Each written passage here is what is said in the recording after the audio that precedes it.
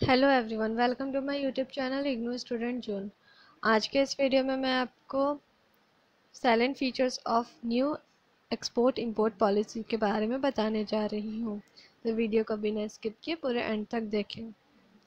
अगर आप इस चैनल पर पहली बार आ रहे हैं तो इसे सब्सक्राइब कीजिए और साथ ही साथ बेल आइकन को भी प्रेस कीजिए ताकि मेरे आने वाले सभी वीडियोज़ के बारे में आपको जानकारी मिल सके। तो चलिए वीडियो स्टार्ट करते हैं।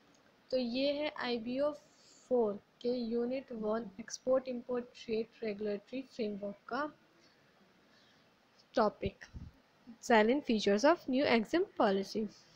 फीचर्स, ऑब्जेक्टिव्स, ये इम्पोर्टेंस, ये सारे चीज़ ऑलमोस्ट सेम होते हैं। ओके, तो चलिए स्टार्ट करते हैं। सबसे पहले बता देते हैं कि जो गवर्नमेंट ऑफ इंडिया है वो इंट्रोड्यूस किया था एक series of trade reforms since July 1991 as a part of economic liberalisation, जिसका कि मेन एम था कि एक्सपोर्ट को प्रमोट करना और इंपोर्ट में जितने भी रेस्ट्रिक्शंस है उसको रिमूव करना।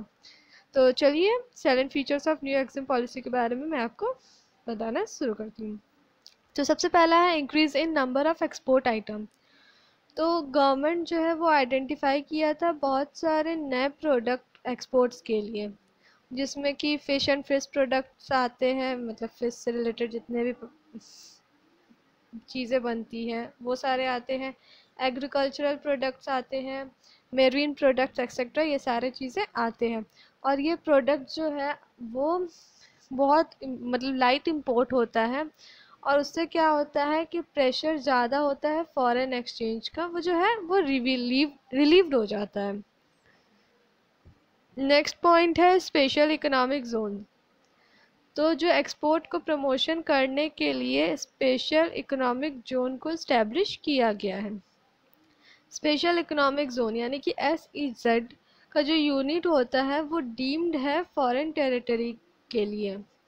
और वो क्यों है, ताकि मतलब उसका मेन पर्पस क्या होता है, तो उसका पर्पस है ट्रेड ऑपरेशन करना और टैरिफ को ध्यान में रखना या टैरिफ अप्लाई करने के लिए।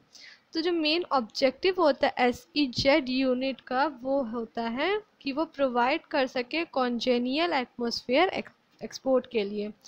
तो जो इंडियन बैंक्स होते हैं वो परमिट कर दिए गए हैं कि वो जो ऑफ शेयर बैंकिंग यूनिट्स है SEZ के लिए उसको स्टैब्लिश करने के लिए।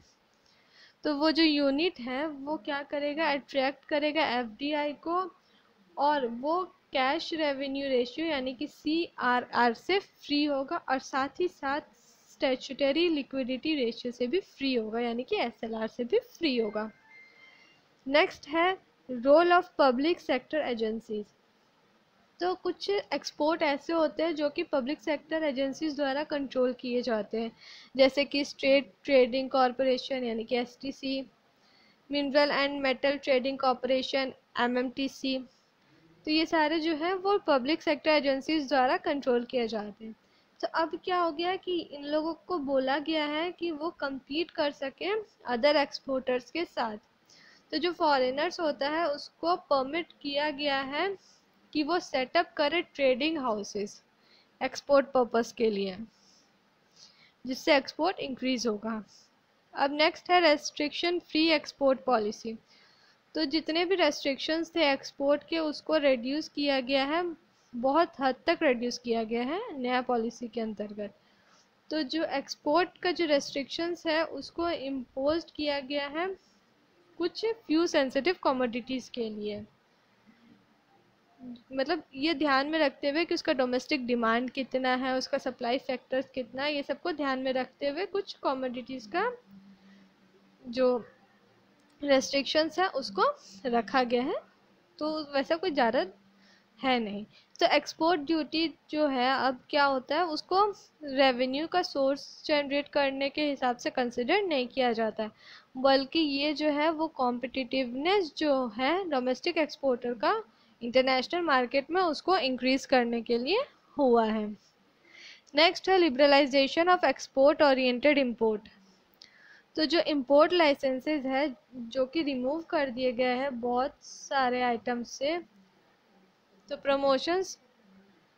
प्रोविज़न्स लिया गया है ताकि जो लेवी है लोग कस्टम ड्यूटी का इंपोर्ट्स में उसको जो प्रोडक्शन है एक्सपोर्ट का उस पर लगाया जा सके। मतलब कि इन शॉर्ट ये बोल सकते हैं कि जो इम्पोर्ट लाइसेंस जो होता है उसको बहुत सारे आइटम से हटा दिया गया है ताकि इजीली इंपोर्ट हो सके, और उसी पे कुछ प्रोविज़न्स रखा गया है लेवी लो कस्टम ड्यूटी पे इंपोर्ट्स का, जिसके जो कि किसमें जो इंपोर्ट्स होता है, प्रोडक्शन का जो इनपुट होता है एक्सपोर्ट गुड्स का, स्पेशली जो एक्सपोर्ट गुड्स का जो प्रोडक्शन होता है, जहाँ पे भी जो मतलब जो भी गुड्स हम लोग एक्सपोर्ट करने वाले हैं तो वो प्रोडक्शन जो हम लोग का होता है उसके बाद जो हम लोग का इनपुट तैयार होता है, मतलब जो इनपुट यूज्ड होता है, सॉरी जो इनपुट यूज्ड होता है उस पे, तो जो इनपुट है वो लिंक होता है फॉरेन एक्सचेंज से के अवेलेबिलिटी से, जो इतना फॉरेन एक्सचेंज अवेलेबल है उस पर इम्पोर्ट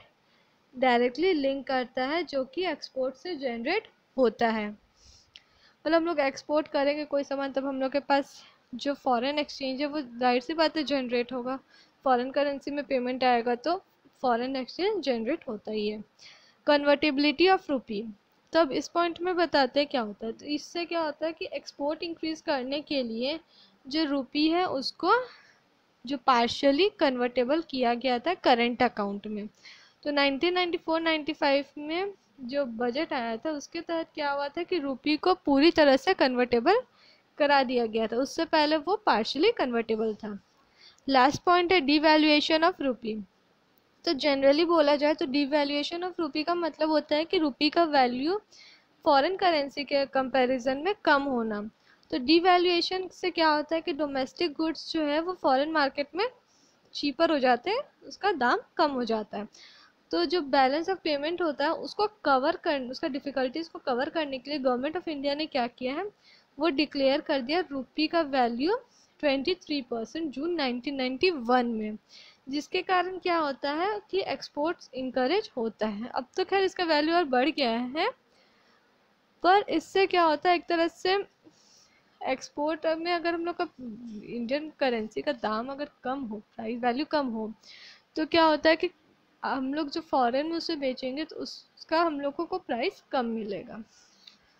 तो एक तरह से इसका फीचर ये हो गया कि एक्सपोर्ट को बढ़ाना, उसके लिए जितने भी मेजर्स लिए जाने चाहिए वो लेना, और इम्पोर्ट को थोड़ा सा रेस्ट्रिक्ट करना, उसमें थोड़ा सा रेस्ट्रिक्शंस लगाए रखना।